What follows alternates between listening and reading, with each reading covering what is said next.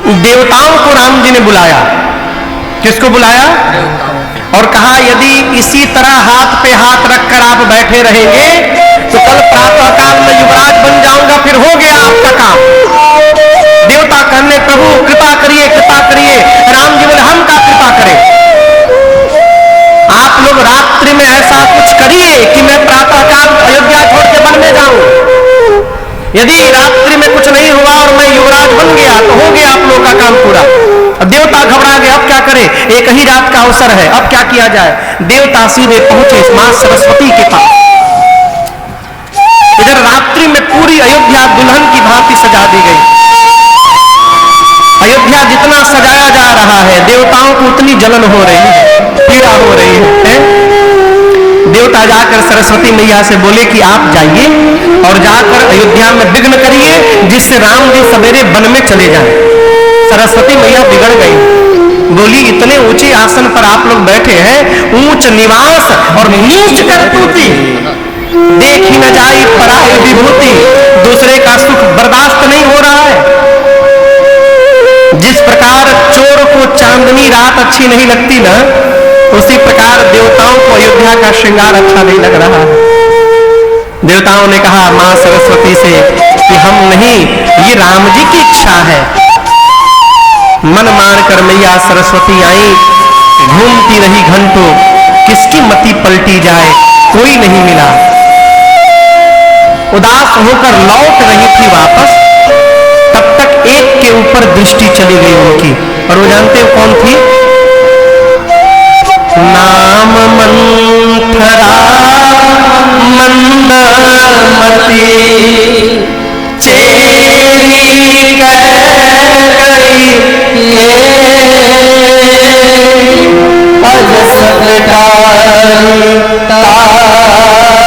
करी गई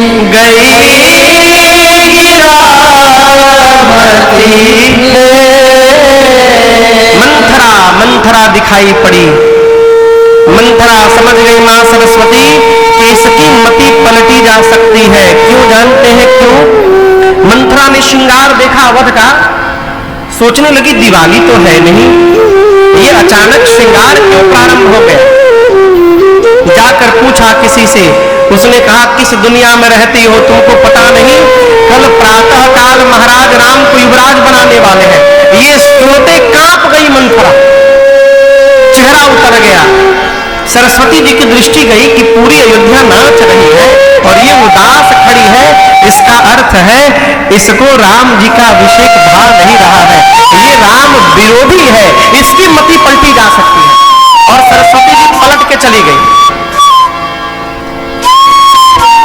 भगवान से विरोध करने वाले की मति कभी भी पलटी जा सकती है, इसलिए सावधान रहना है? मंथरा गई मां कैकेयी के पास, और आपको बताऊं गोस्वामी जी कहते हैं कई, और जा करके बिना प्रणाम किए कोने में चेहरा गिरा करके बैठ गई। कैकेयी मैया देखी, अरे मंथरा तो ऐसे आती नहीं है। हंसते हुए मां ने पूछा कि लक्ष्मण ने कुछ बोल दिया क्या? कैकेयी मंथरा तुम उदास क्यों हो? इस पर भी मंथरा नहीं बोली। मंथरा जब नहीं बोली तो मां कैकेयी दौड़कर मंथरा के पास जाकर बैठ गई। मां कांप रही है और पूछी मंथरा आप दर्शन करिए। अब लोग कहते हैं मां कैकेयी राम जी की विरोधी है, लेकिन यहां कैकेयी मैया कहती है मंथरा सत्य सत्य बता, मेरा राम कुशल है ना? महाराज कुशल है ना? भरत लक्ष्मण शत्रुघ्न कुशल है ना? तुम मौन क्यों हो? कौशल्या कैकेयी जी ने कुशलता ना अपने पति की पहले पूछी, न अपने बेटे भरत की पहले पूछी, किसकी पूछी? कुशल राम महिपाल, मेरा राम तो कुशल है ना मंथरा? मंथरा ने कहा कैकेयी जी से कि आज राम को छोड़कर दूसरा कौन कुशल है? राम ही छाड़ी कुशल के ही आज।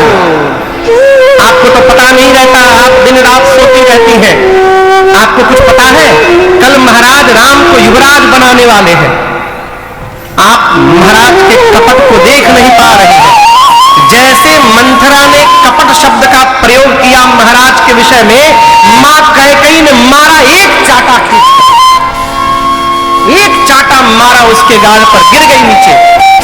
मां कैकेयी ने कहा, घर फोड़ी तेरी जिह्वा खींच लूंगी, तेरी हिम्मत कैसे हुई मेरे सौभाग्य पर लांछन लगाने की। मंथरा रोने लगी। मां कैकेयी की बड़ी प्रिय दासी है। मां को दया आ गई। अब बोली, मंथरा तुम कह रही हो कि कल महाराज राम को युवराज बना रहे हैं, तो मेरी बात सुनो मंथरा, यदि तुम्हारी बात सत्य है तो मैं कहती हूं कल का दिन ही कैकेयी के जीवन का सबसे सुंदर दिन होगा, जिस दिन मेरा राम युवराज बनेगा। मैं किसी से नहीं बोलती हूं, आज तुमसे बोल रही हूं। मैं नित्य जब पूजन करती हूं ना, तो भगवान से एक ही प्रार्थना करती हूं, प्रभु इस जन्म में तो राम मेरे कोख से जन्म नहीं लिए, लेकिन अगले जन्म में प्रभु कृपा करिएगा राम मेरे कोख से जन्म ले और सीता मेरी बहू बनकर। ये कौन कह रहा है? कैकेयी मैया। राम जी को इतना प्रेम करने वाली मां कैकेयी क्या राम जी से विरोध कर सकती है? आप कल्पना करिएगा। मां ने कहा, कैकेयी तुझे सौगंध है, सत्य सत्य बता तू उदास क्यों है? मेरे राम के अभिषेक में तुझे क्या ग्लानि है? मंथरा ने चाल शुरू की अपनी। कहती, मैं नहीं कहूंगी, मैं नहीं कहूंगी। एक बार कहने गई तो आप मेरी जिह्वा खींच रही थी, मेरे मुख में दो दो जिह्वा नहीं है। अरे राम राजा बने चाहे भरत राजा बने, देखिए भरत का बीज रोप दी। कहती है राम राजा बने चाहे भरत राजा बने, उससे मुझे क्या लाभ होगा? मैं दासी छोड़ के रानी थोड़ी बन जाऊंगी। लेकिन मैं आपकी सेविका हूं, आप मेरी स्वामिनी है, मैं आपके आने वाले दुख को बर्दाश्त नहीं कर सकती हूं। मां ने पूछा, मुझे कैसा दुख मिलेगा? मंथरा ने कहा, महारानी आप समझ नहीं पा रही हैं। जिस सूर्य के आने के बाद कमल का पुष्प खिलता है, यदि जल न हो ना, तो वही सूर्य का प्रकाश उस कमल को जला सकता है। आप कौशल्या जी के कपट को नहीं समझ पाती हैं। आपके बेटे को जानबूझकर आपके मैके भिजवा दिया, और मैं सौगंध खा के कह रही हूं। देखिए, झूठ बोलने वाला आदमी सौगंध पहले खाता है, हर बतिये में कसम खा लेता है। मंथरा कहती है, मैं सौगंध खा के कहती हूं 15 दिन से ये रचना बन रही है, कितनी बड़ी झूठी है। आज रचना बनी है, कह रही है भयऊ पाख दिन सजत समाज। आज 15 दिन हो गए, 15 दिन से ये रचना बनाई जा रही है। यदि कपट नहीं होता तो आज तक आपको आपसे छुपाया क्यों गया? इतनी बड़ी सूचना एक दासी के मुख से आपको मिलनी चाहिए कि महाराज के मुख से मिलनी चाहिए? ऐसा घुमाया मेरी मां की कैकेयी मैया को, और उसके बाद सैकड़ों सौतों की कथा सुनाई, सैकड़ों।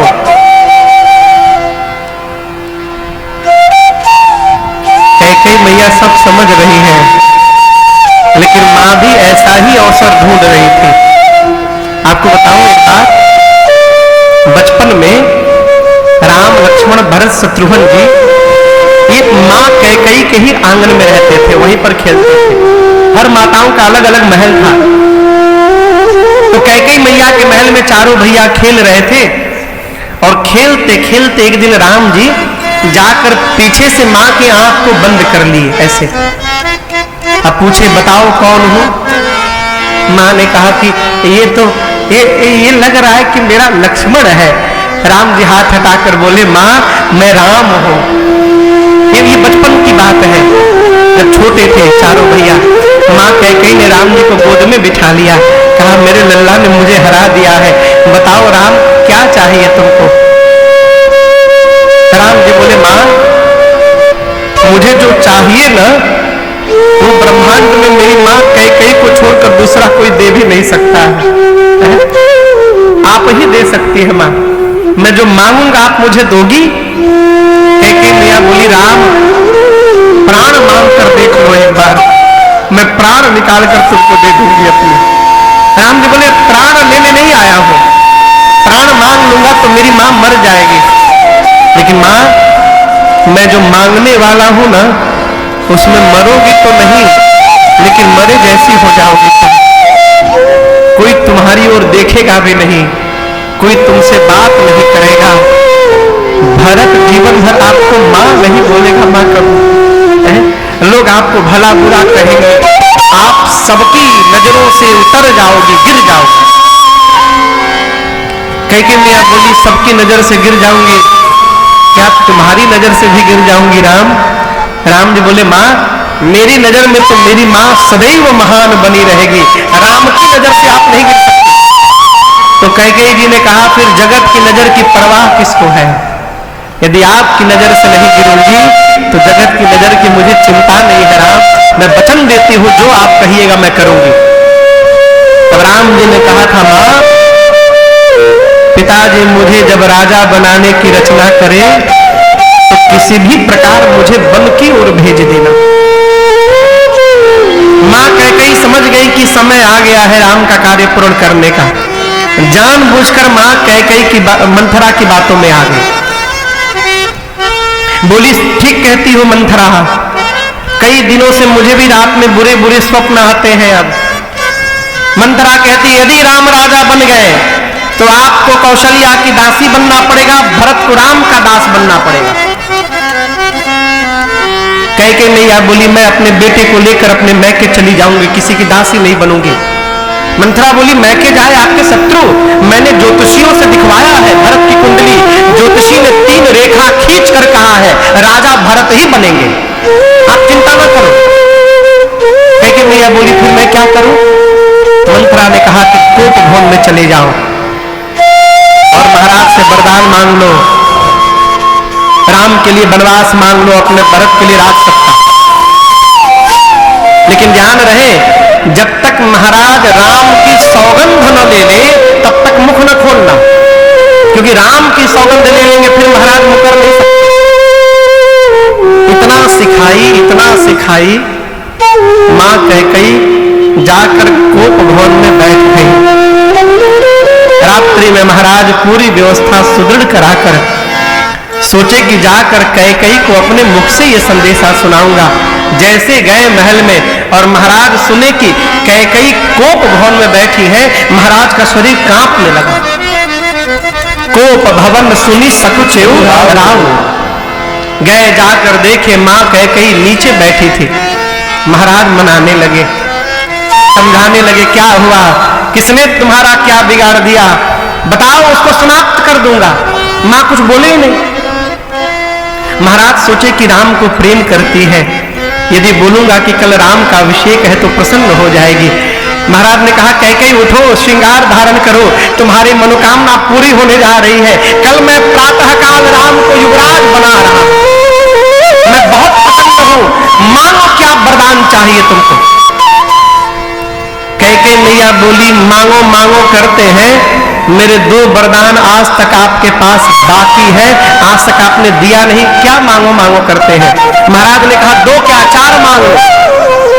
और कहते कहते महाराज ने कहा, मैं राम की सौगंध लेता हूं कैकेयी, आप जो मांगोगी मैं आपको दूंगा। रघुकुल रीति सदा चली आई,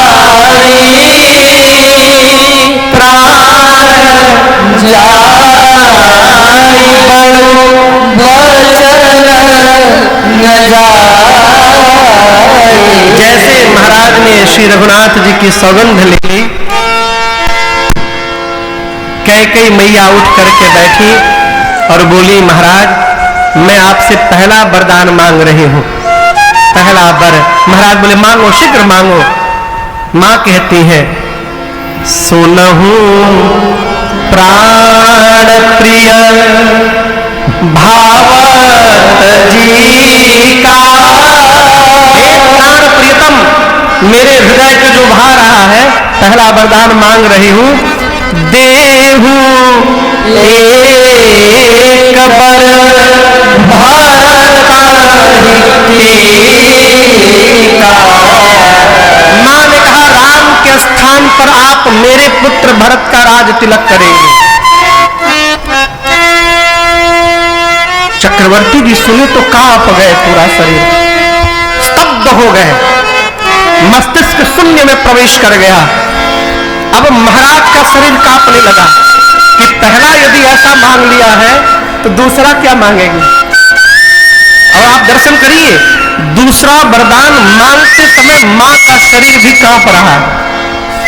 दूसरे वरदान को मांगने के पहले मां ने हाथ जोड़ लिया। मां कहती है, मांगू दूसर बरकर जोरी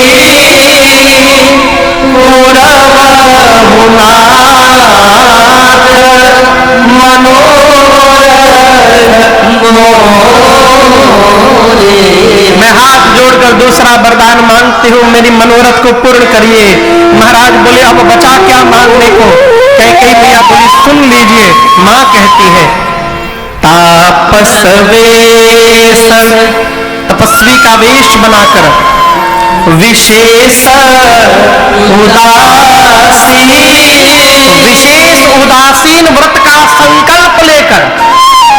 जैसे मां ने इतना कहा, महाराज सोचे कि लगता है कैकेयी कहना चाहती है भरत का राज तिलक करिए और आप तपस्वी का वेश बना करके वन में चले जाइए। महाराज मन ही मन बन जाने को तैयार हो गए। तब तक कैकेयी मां ने कहा, आप नहीं। महाराज बोले, फिर कौन। बोली,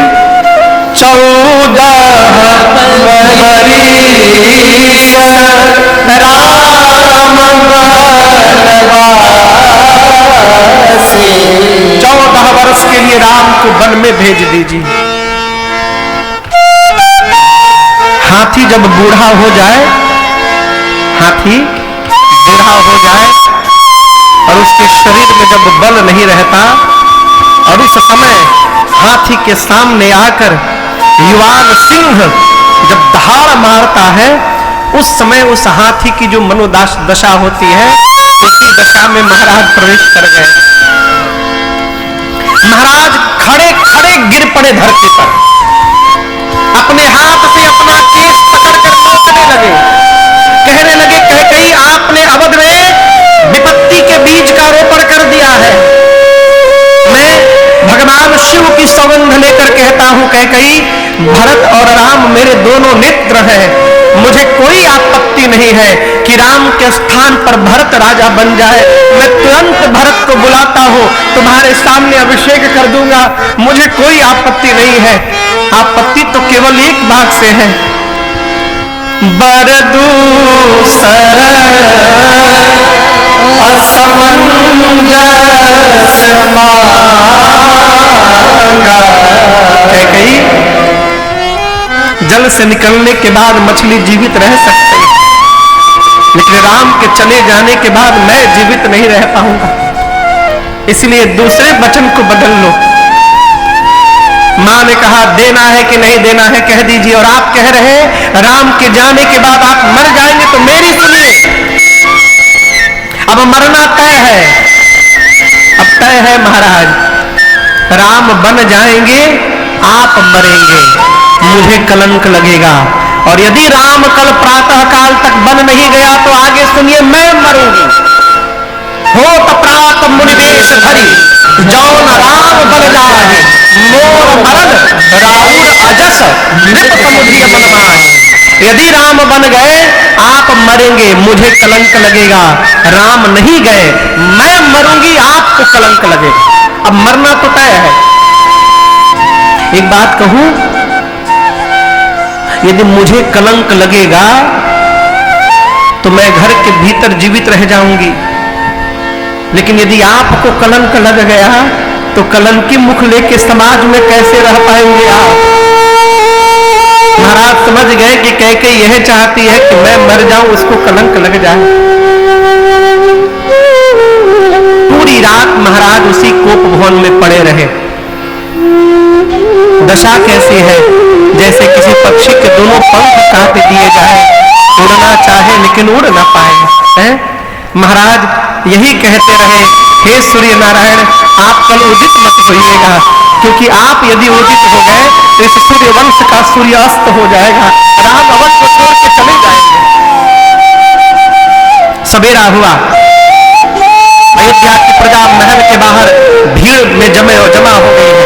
सब लोग आपस में बात करते हैं क्या हुआ, आज तक तो इतना विलंब नहीं हुआ कभी। महाराज प्रातः काल जग जाते हैं, महाराज आज बाहर नहीं निकले। सुमंत जी को लोगों ने भेजा, आप भीतर जाइए। सुमंत जी भीतर गए, कोप भवन में महाराज की दशा देखे तो कांप गए। माँ कैकेयी से पूछे क्या हुआ महाराज को। कैकेयी मैया बोली मैं कुछ नहीं जानती हूँ, रात भर आपके महाराज राम राम बोले हैं, आप शीघ्र राम को बुला कर लाइए। सुमंत जी गए, दौड़कर राम जी को लेकर आए। राम जी जिस वेश में थे उसी वेश में दौड़ पड़े और राम जी को इस प्रकार पागलों की भांति दौड़ते देख अयोध्या की प्रजा बिलखने लगी। राम जी गए, पिताजी को देखे। राम जी आज जीवन में पहली बार राम जी ने दुख देखा था, पहली बार। राम जी तुरंत बोले मां से, कैकेयी मैया से, मोहि कहु मात तात दुख कारण। हे मां, पिताजी के दुख का कारण बताओ, मैं पुत्र हूं, मैं तुरंत पिताजी के दुख का निवारण करूंगा, क्या कारण है। जैसे राम जी ने बात कही, कैकेयी मैया ने अपनी करनी सब बता दी, सब, कि आपके पिताजी आपको युवराज बनाने वाले थे। मैं आपके लिए, आपके स्थान पर आपके भाई भरत के लिए राज सत्ता मांग ली हूं और आपके लिए वनवास, और उसी को सुनकर ये दशा हुई है पिताजी की। आपको बताऊं, राम जी ये सुन के नाचने लगे। आए तो राम जी कैकेयी मैया को क्या बोले, माता। क्या बोले, जोर से कहिए। सनातन संस्कृति में किसी भी स्त्री को हम माता कह सकते हैं। आए तो राम जी मां कैकेयी को माता बोले, और जब ये सुन लिए राम जी की मां ने मेरे लिए वनवास मांग लिया, तब राम जी कैकेयी को माता नहीं बोल रहे, क्या बोल रहे हैं, सुनु जननी सोई सुत बर भागी। सुनु जननी सोई सुत बर भागी, जो भी तुम्हारो वचन अनुरागी, जो भी तुम्हारो वचन अनुरागी, तनय मातु पितु तोषण निहारा, तनय मातु तोष निहारा, दुर्लभ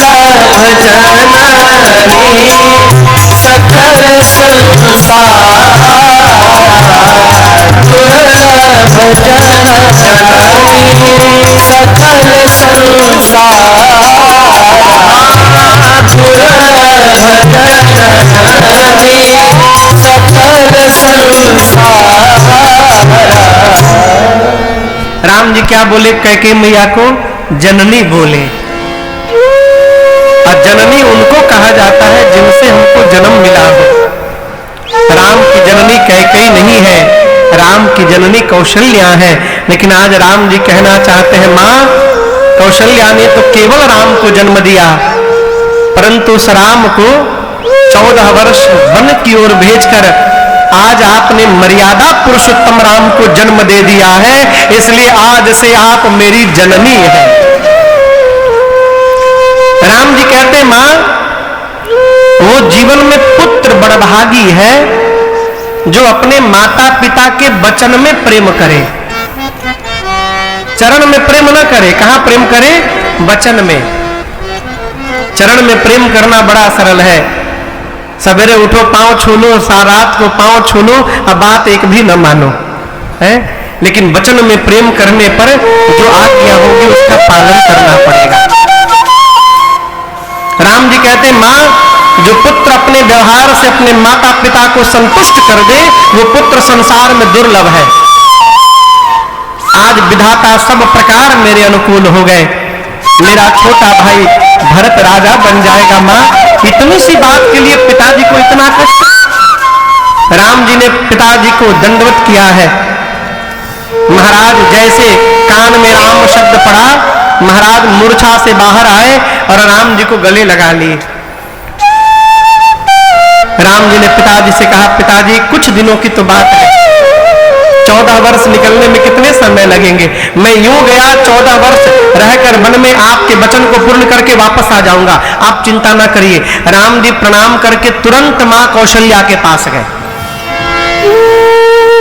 कौशल्या मैया को कुछ नहीं मालूम अभी, राम जी को देखकर दुलार करने लगे, बोली राम अब तक आप स्नान नहीं किए, पिताजी राह देख रहे होंगे, शीघ्र स्नान करके पिताजी के पास जाइए, राम आपको युवराज बनना है। राम जी मां को बिठाए और गोद में सर रखकर राम जी लेट गए। कहे मां ये बताइए जंगल बड़ा है कि अयोध्या बड़ी है, आप लोग कहिए जंगल और अयोध्या में बड़ा कौन है? मां बोली जंगल वन बड़ा है राम। राम जी बोले अच्छा मां मेरे में और भरत में बड़ा कौन है? मां बोली तुम बड़े हो। राम जी बोले मां पिताजी ने धर्म का विचार कर लिया है, मैं बड़ा हूं इसलिए बड़े बेटे को जंगल का बड़ा राजा बना दिया है, अब भरत छोटा है उसे अयोध्या का छोटा राजा बना दिया। पिता दीन मोहि कानन राज। ये नहीं बोले राम जी कि मुझे वन में भेजा गया है, कहते पिताजी ने मुझे वन का साम्राज्य दिया है, वहां मेरी बड़ी आवश्यकता है। कौशल्या मैया तो कांप गई सुनकर। कौशल्या मैया कही राम एक पुत्र के जीवन का सर्वश्रेष्ठ धर्म है पिता की आज्ञा का पालन करना। पितु आयसु सब धर्म कटी का। लेकिन एक बात कहूं राम, मां का स्थान पिता से भी ऊपर होता है। माता पिता में सबसे अधिक स्थान किसका होता है पुत्र के लिए? मां का स्थान।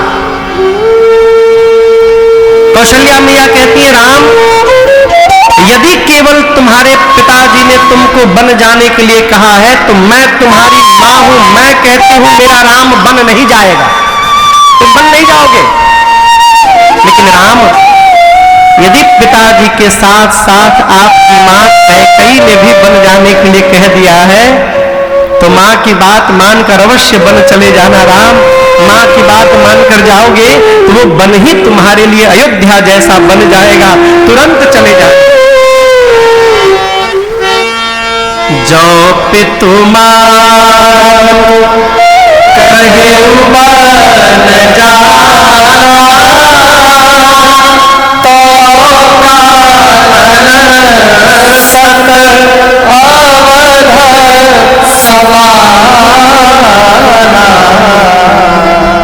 अभी राम जी मां से बात कर ही रहे थे तब तक सीता मैया चली आई।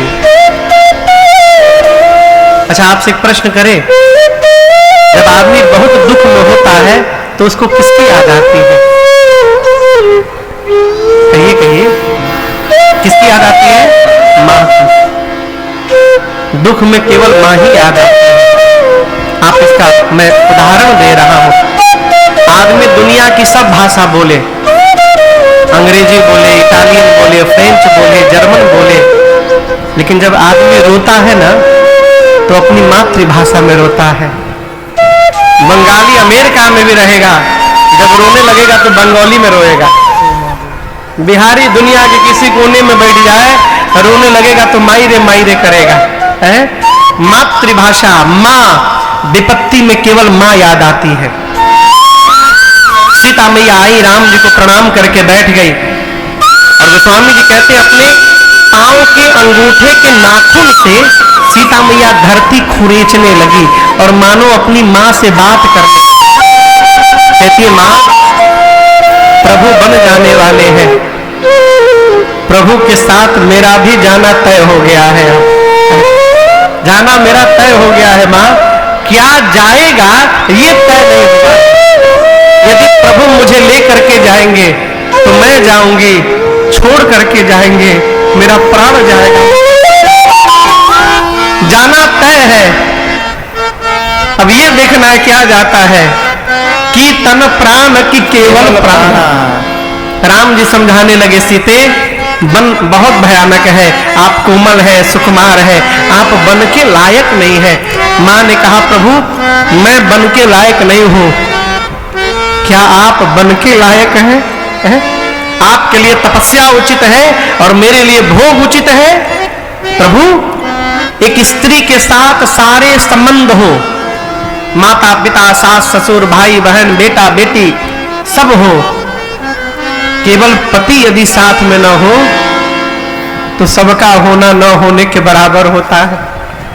नाथ जिस प्रकार जल के बिना नदी का कोई मूल्य नहीं, प्राण के बिना शरीर का कोई अर्थ नहीं, उसी प्रकार आपके बिना सीता का कोई महत्व नहीं। आपके साथ वन में रहूंगी तो लगेगा महल में बैठी हूं, आपके बिना महल वन से अधिक कष्टदायी हो जाएगा। राम जी ने सीता मैया को भी चलने को कह दिया, तब तक लक्ष्मण भैया आ गए, प्रणाम करके बैठ गए। मन में सोचने लगे कि अब न जाने मुझे भैया क्या आज्ञा देंगे। राम जी ने कहा लक्ष्मण भरत शत्रुघ्न भी नहीं है, पिताजी दुखी है, मैं जा रहा हूं, आप अयोध्या का संहार करिए, पिताजी जब तक स्वस्थ नहीं हो जा रहे हैं। लक्ष्मण जी बोले कौन पिताजी? लक्ष्मण भैया बोले क्या बोले? कौन पिताजी? राम जी बोले हमारे पिताजी। लक्ष्मण जी बोले आपके होंगे, मेरे नहीं है, मेरे नहीं है ना। लक्ष्मण जी बोले, राम जी बोले क्या बोल रहे हो? लक्ष्मण भैया बोले सत्य बोल रहा हूं, तुम ही मेरी नैया किनारा, तुम ही हो मेरी जिंदगी का सहारा, तुम ही हो, तुम ही मेरी नैया किनारा, तुम ही हो, तुम ही मेरी नैया किनारा, तुम ही हो मेरी जिंदगी का सहारा, तुम ही हो मेरी जिंदगी का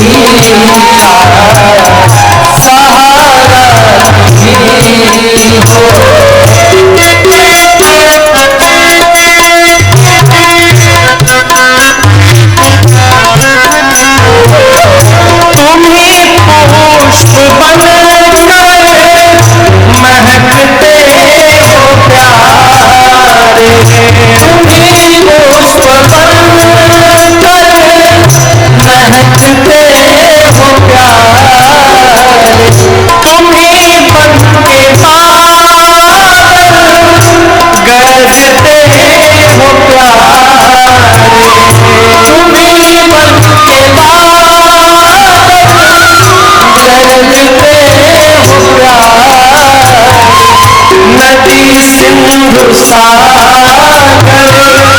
ही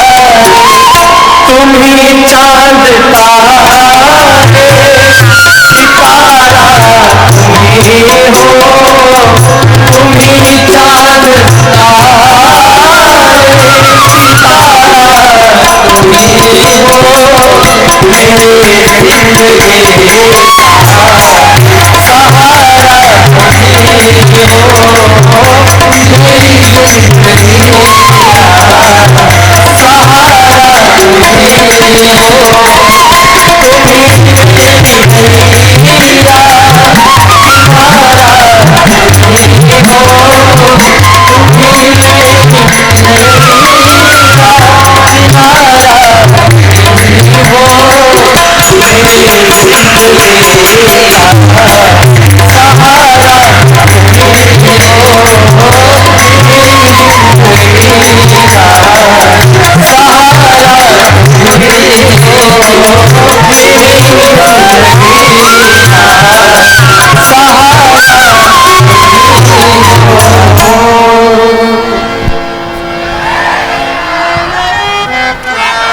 लक्ष्मण भैया बोले, प्रभु मेरे आप ही सर्वस्व है, मोरे सबुई एक तुम स्वामी। आप ही माता है, आप ही पिता है, आप ही बंधु है, आप ही सखा है, मेरे सर्वस्व नाते आप ही है नाथ।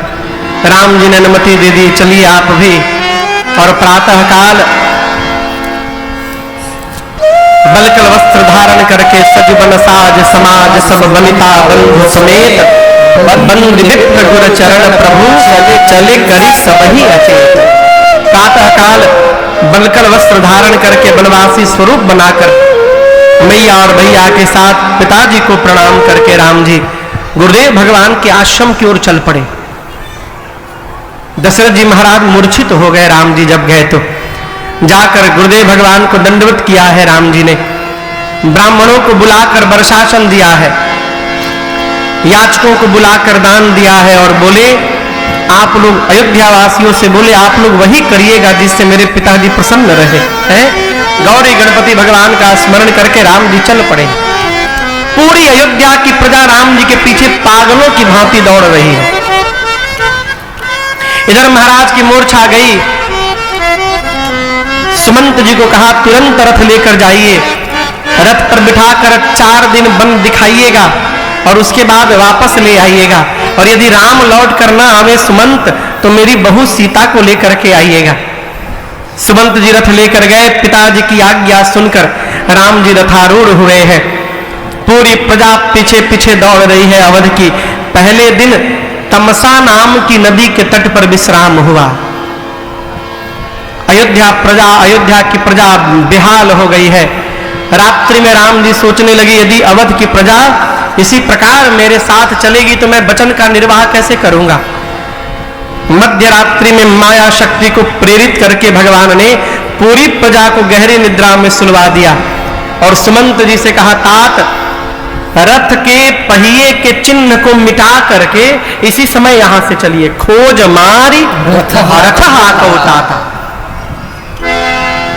पूरी प्रजा को सोता हुआ छोड़कर राम जी तमसा के तट से मध्य रात्रि में चले और चलते चलते दूसरे दिन दोपहर के बाद भगवान श्रृंगवेरपुर पहुंचे हैं गंगा जी के तट पर।